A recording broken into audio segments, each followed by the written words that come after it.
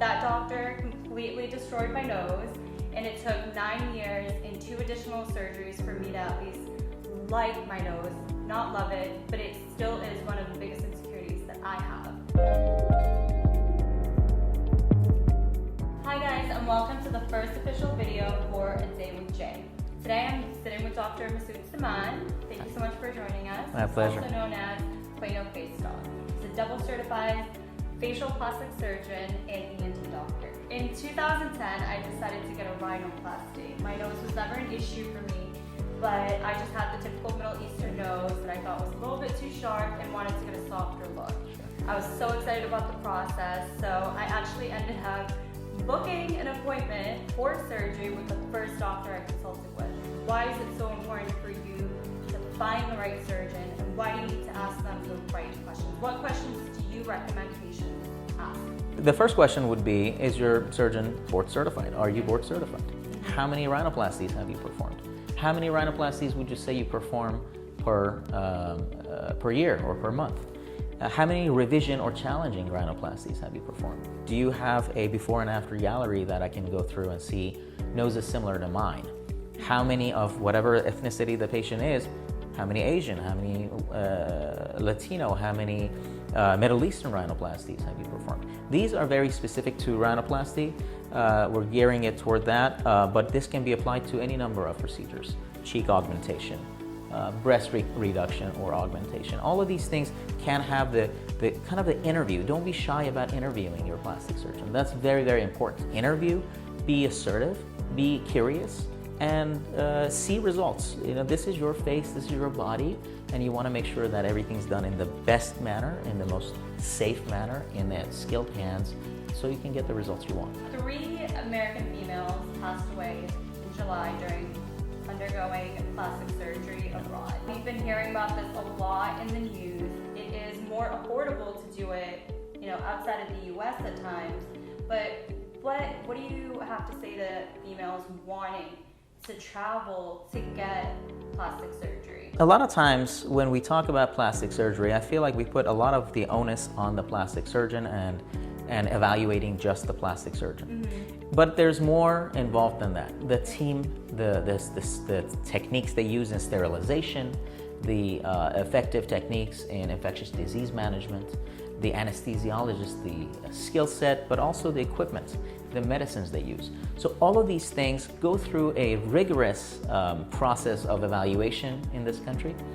We're fortunate to have those processes in place, and that tends to be the reason why the prices are a little bit elevated here. And cost saving rather can be done in countries abroad, sometimes at the expense of quality. And sometimes that quality could not be just aesthetics, but it could be a matter of safety. So I would say if you're entertaining the idea of doing that, then all of a sudden the responsibility of checking all of these aspects falls on you, whereas here you can keep the doctor and the hospital accountable for those things. Here we assume that the hospital would go through the safety processes and protocols, and over there that responsibility becomes yours, and so will the rest. How do you determine when it is time for a patient, or the right time for a patient to undergo plastic surgery? That's a very good question, and that's always a challenging one because we have so many non-surgical options now. First and foremost, it's about the patient's desires. If the patient comes to me and says, I have some submental or chin excess fat and I'd like to get rid of it, I don't want surgery at all, I don't want any kind of anesthesia, downtime, then I would recommend a non-surgical. That's a gimme, that's an easy one. But sometimes you've tried different non-surgical things and then you might have to resort to a surgical option. Where it gets a little bit more challenging is when you have the opportunity to perform a non-surgical, but the patient desires a surgical procedure.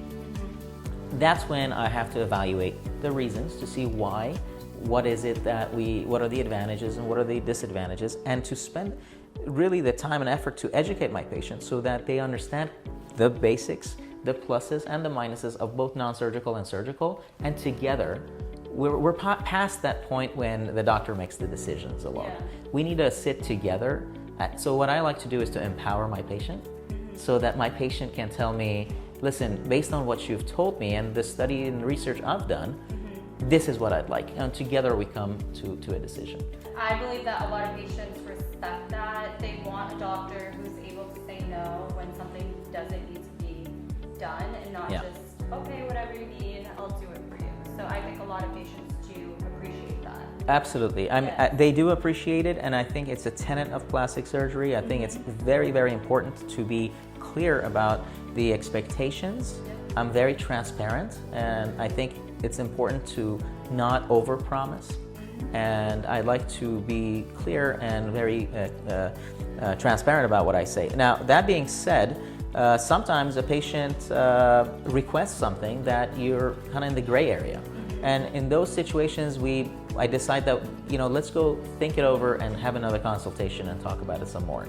Because a lot of times patients see something that I see and they see as bothersome because they've been fixated on it for so long, then we try to kind of de-escalate that situation. This next question is a study that I found out of Boston University. I thought it was very interesting.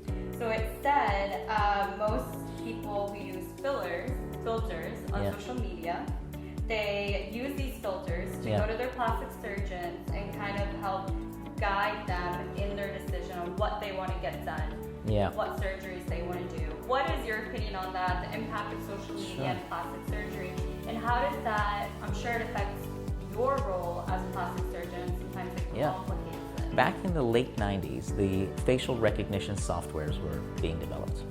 Actually, one of the biggest one here at UT in Austin. And the idea was to identify the different facial features and be able to put together a full facial map. And it was very helpful in the world of plastic surgery because we looked at studies of ethnicity. We looked at, for example, in 2011, I looked at the Saudi Arabian nose, and I did all sorts of facial recognition measurements to be able to come up with protocols to treat that kind of specific nose. Now that then got into the hands of the social media world, and they used that same facial recognition points to identify the points on your face and then modify them to fit a particular shape. Okay, so that can be a funny shape, or it can be the idealized female shape, etc. And these come from majority Caucasian, 18 to 25-year-old college students who came in for this study. They would give them a $50 voucher and they would come sit and their face would get scanned, and that's how we have that. So now you could be a little bit older, let's say you're in your 30s, you have a little bit of sagging jowls, you have a little bit of under eye changes, and they apply the 20-year-old college student, Caucasian, and let's say you're from a different ethnicity, filter to your face. And it matches your face because it's through facial recognition. So it's an unrealistic distortion of reality. And that's the part that needs to be deconstructed for the patient, to explain that, to explain that these high cheekbones don't fit your face, or that they're difficult to achieve in a way that is still natural. So we go through this conversation. Now, there are those who want to look like the filter, and that's just outside of my scope of practice. Have you ever been put in that? I have. I tend to not to do that. How do you know when a patient is taking it too far? And do you ever suggest that they get a psychological evaluation?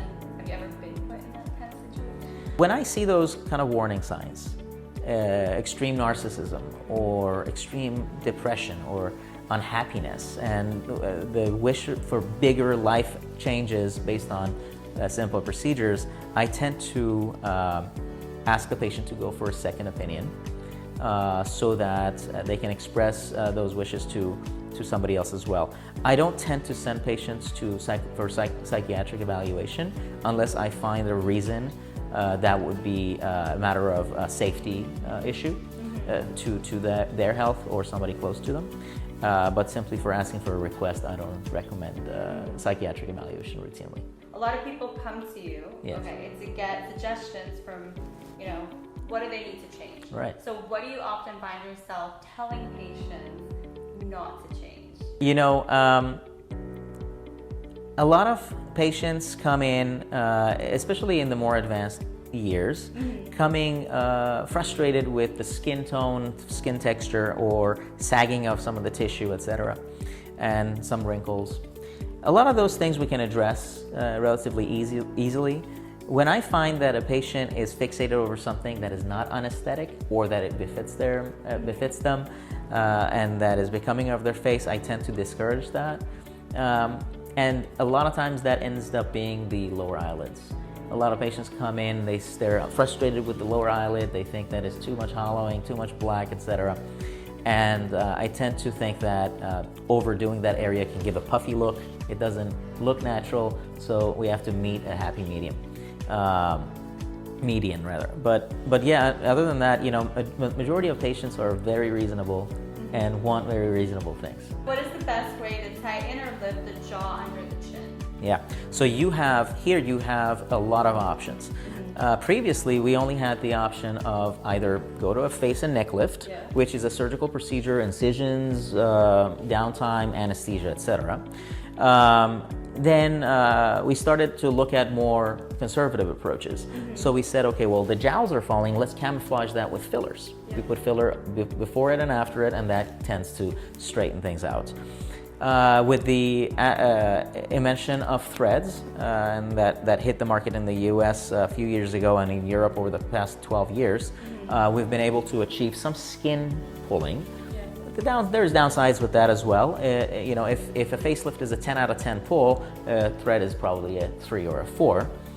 And just recently, and we're actually proud to be the first ones in DFW to carry this new innovative device, Accutite has come out, made by a company named InMode. And that allows you to have facelift-like results, but without surgery. So you're awake, there's no downtime, we numb this area, and we apply bipolar radio frequency to the skin, underneath the skin and over the skin, and that allows the skin to shrivel up and tighten in very controlled fashion. Similar to, I always tell my patients, throwing a steak onto the grill, how it shrivels up. Now imagine micro shriveling underneath the skin in a very controlled fashion gives you a controlled lift. And that's a permanent one-time deal. So that's another option. We do liposuction in this area also to contour the jawline. I'm all about the jawline. I'm all about angles. Everyone's all about the jawline today. So we spent a good amount of time on that and make sure that that's awesome. And then if you need a chin, sometimes we need to do that. It's not just one thing, you know? It's a number of things. And there's so many options. So many options. Yeah. You know, when you go to a restaurant, you have the option of letting the chef put together a nice plate for you, or you can do it a la carte, like a little salmon, little this, little that. We have both options, but if you let the chef make your jawline, I think it's probably the way to go. Thank you so much again My for pleasure. taking the time out of your day to sit with me today. Absolutely, and thank you. If you guys have any more